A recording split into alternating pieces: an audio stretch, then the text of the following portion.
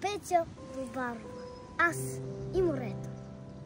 Безбройните, разплакани черупки докосват ме със своята чернота.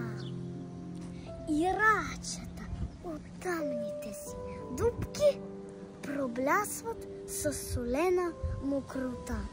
Студена сол, нозете ми изгаря и пяна в ладонта ми се топи. Вибрират побелели морски пари и вятър хладината им изпила. Как искам да съм с мидите зелени, но тръгвам умълчана към дома.